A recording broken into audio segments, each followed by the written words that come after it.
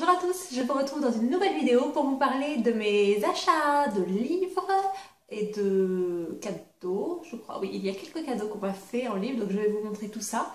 Il y a à la fois des livres papier et des livres numériques. Bien évidemment, il y a beaucoup plus de livres numériques parce que, comme je l'ai déjà mentionné des dizaines de fois, je suis partie tout l'été en voyage en Europe, donc j'ai acheté énormément de livres numériques pour m'occuper parce que de toute évidence le poids des livres papier est trop important pour que j'en emporte en voyage. Donc tout d'abord j'ai 4 petites poches. Alors je vais vous parler tout d'abord. J'ai eu Léo des Hurlements de Emily Brontë. Ma meilleure amie me l'a acheté parce que je lui avais demandé et voilà, je l'ai en version numérique libre de droit. Hein. Mais voilà, je voulais une version française en papier, que je puisse transporter, parce que les classiques, je préfère tout de même les lire en papier. Ensuite, j'ai le rapport de Brodeck de Philippe Claudel. J'aime beaucoup cet auteur, j'aime énormément ce qu'il fait, je suis toujours très surprise par la fin, et ce roman est probablement son roman le plus connu. C'est pourquoi je l'ai pris, c'est un très très bon roman, la fin est dingue. Ensuite, j'ai pris 100 ans de solitude de Gabriel García Márquez, qui est pas un classique, mais au moins une bonne référence. Hein. Je pense qu'il a été écrit dans les années 60, je pense, et je ne l'ai toujours pas lu. Donc voilà. Finalement, le dernier poche, on m'a offert ce roman à mon anniversaire. Je ne serais pas allée l'acheter moi-même, mais bon, j'aime découvrir tout ce qu'il y a, donc je vais lire ça. Donc il s'agit de L'île des oubliés de Victoria Hislop. Je n'ai pas vraiment lu de critiques, c'est assez populaire dans le style roman de gare ou ce genre de choses, mais je ne sais pas ce que ça vaut vraiment sur le plan littéraire ou autre, à découvrir. Et finalement, j'ai acheté ce roman graphique, ce livre de photographie qui s'appelle Find Momo de Andrew Knapp. Donc c'est un artiste que vous connaissez peut-être, on le retrouve énormément sur internet, notamment sur son Instagram, il publie peut-être 2-3 vidéos par jour. Son concept est simple, il prend en photo son chien, Momo, qui est un super mignon border collie. Il le prend voilà, dans des paysages et le but c'est de le trouver en fait. J'avais acheté ce livre pour ma maman pour son anniversaire et je me le suis également pris pour moi parce que j'adore cet artiste, j'adore son chien et voilà, c'est très amusant, c'est mignon. Moi je suis fan de chiens et donc voilà, j'adore son chien, je le trouve adorable et j'ai vu que l'on pouvait le trouver en France. Moi je l'ai commandé via Amazon parce qu'au moment où j'avais acheté le premier, il y a quelques mois de ça, voilà, il n'était pas disponible en France mais je l'ai vu. Je l'ai lu dans des librairies, donc n'hésitez vraiment pas, c'est un livre adorable, c'est un très bon cadeau. Je me suis acheté en version papier, mais elles ne sont pas ici, je les ai déjà prêtées. J'ai pris la trilogie de Imre Kertész, qui est un auteur hongrois dont je suis tombée mais dingue. J'ai adoré cette trilogie. Donc un auteur hongrois qui a reçu le prix Nobel, hein, c'est le seul auteur hongrois à avoir reçu un prix Nobel. Je vais bientôt vous parler de ses romans parce que c'est inévitable, c'est vraiment gros coup de cœur de l'année. Sa trilogie se compose donc de 3 romans, bien logiquement. Être sans destin, Fiasco. Lui, je l'ai en anglais. Ne cherchez pas à savoir pourquoi. Je ne l'ai pas trouvé en français, tout simplement. Donc je suis allée dans une librairie d'occasion et autres pour le trouver.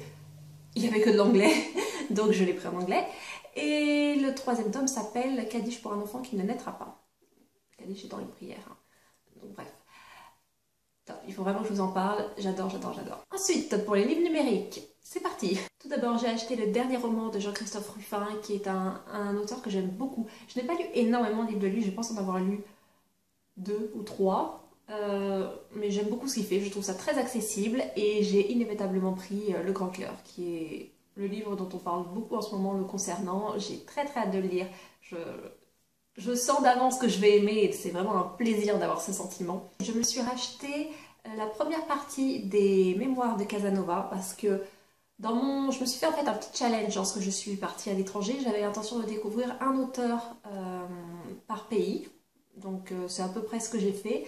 Et pour l'Italie, j'étais partie sur Dino Buzzati parce que c'est probablement un de mes auteurs italiens préférés.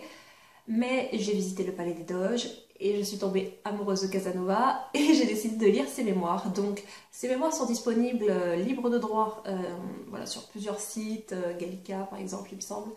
Mais voilà, j'ai préféré acheter une nouvelle édition qui réunit les 3 premiers tomes. Donc voilà, c'est ce que j'ai fait. J'ai commencé à le lire.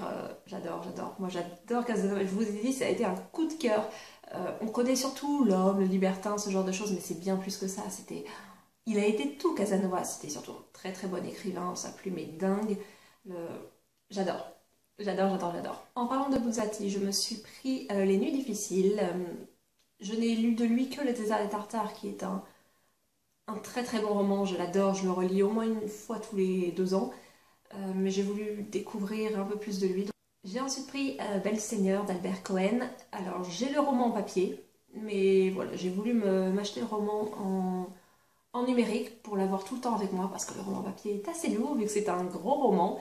Je n'ai jamais terminé encore ce roman, donc en fait j'ai commencé le premier chapitre je crois, donc il va vraiment falloir que je m'y mette parce que c'est un livre extrêmement apprécié et j'ai vraiment hâte d'en savoir plus. J'ai également pris le journal d'Anne Frank, que j'avais emprunté, je crois, il y a des dizaines d'années à la bibliothèque, mais que je ne possède pas. Donc voilà, je me suis dit autant le prendre en numérique, et sachant que je suis allée aux Pays-Bas, à Amsterdam notamment, voilà, je pensais que c'était le bon moment de relire ce livre. Pour le prochain roman, j'ai fait mon mouton, j'ai craqué. Clélia, j'ai pris Fatherland de Robert Harris, tout simplement parce que Clélia Prody Books en parlait sur sa chaîne. C'est pas mon genre, honnêtement, de faire le mouton. Moi, j'aime bien savoir ce que les gens lisent, mais c'est pas ça qui va me donner plus envie de lire que ça, ou voilà. En l'espèce, Clélia m'a donné super envie de le lire, de le découvrir. C'est vraiment ce que j'adore dans les romans. A priori, c'est un mélange d'histoire, d'enquête, ouais, voilà. Top. C'est vraiment tout ce que j'aime et j'ai vraiment hâte de le découvrir. Toujours dans ma logique de découvrir un auteur par pays, j'ai pris alors L'espoir est une chose ridicule d'Alexander Emmon. Pour mon auteur allemand, j'ai pris un roman de Hermann Hesse. Hermann Hesse, c'est un auteur allemand extrêmement connu que je n'avais encore jamais découvert. Et j'ai pris Le Loup des Steppes, qui a priori est son roman le plus célèbre, hein. Si vous avez vraiment des romans d'auteurs étrangers européens à proposer, je serais vraiment contente d'en entendre plus parce que j'avoue que j'ai choisi un peu au hasard en recherchant Wikipédia, ce genre de choses, pour vous dire. Dans les policiers, je me suis pris un roman de Gillian Flynn, son plus connu, qui s'appelle Les Apparences. Je l'ai pris tout simplement parce que je suis allée au cinéma voir Lucie, il me semble. Oui, c'était Lucie, que j'ai d'ailleurs beaucoup aimé. Moi, je suis une assez grosse fan de Besson, réalisateur, donc voilà. Et il y avait une bande-annonce pour une adaptation de ce roman avec Jake Gyllenhaal, qui est un acteur que j'adore, entre autres.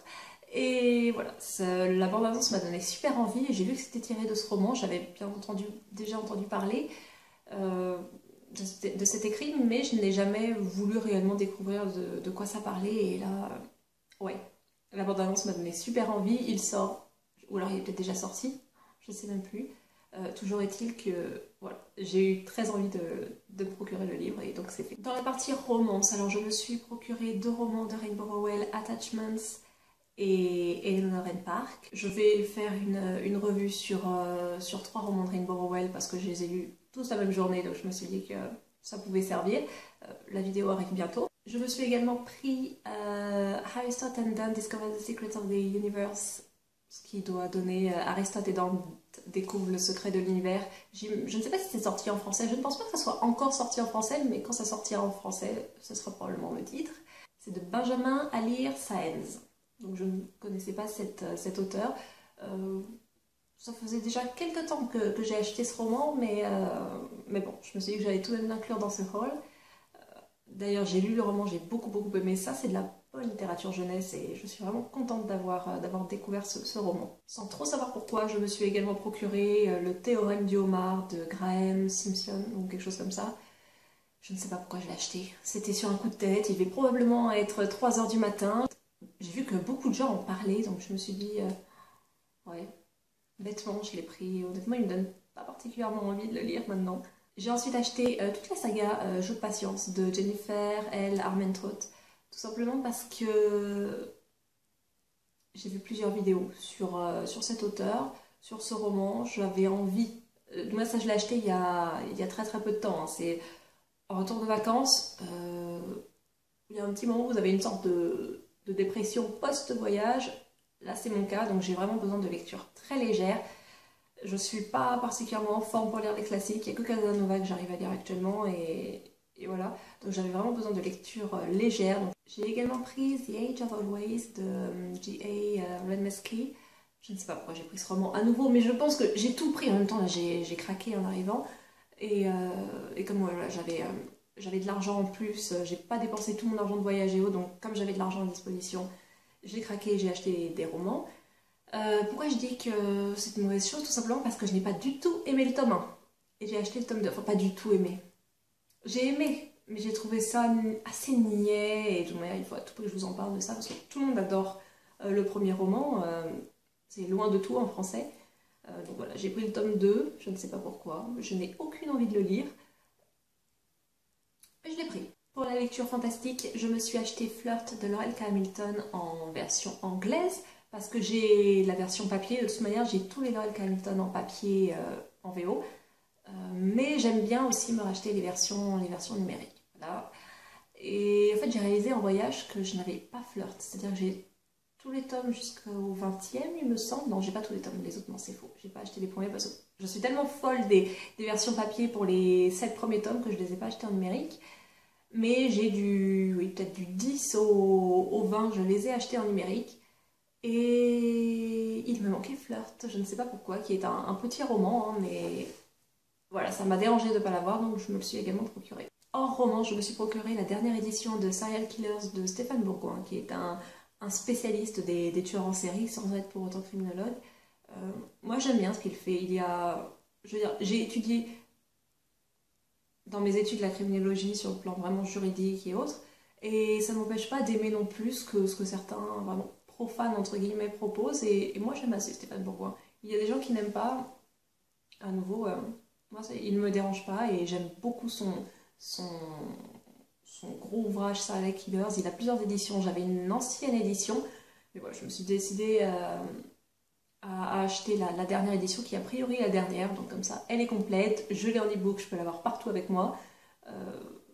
Et comme le nom le dit, ça parle de serial killer et en général et également en plus particulier, il a été en interviewé certains et moi je trouve ça super fascinant et j'aime vraiment beaucoup son travail. Je pense que c'est tout pour ce haul, pour ces achats de livres. J'espère que ça vous aura plu, que ça vous aura donné des idées. Je suis désolée, j'ai perdu un peu l'habitude de parler à une caméra, ça doit être assez brouillon.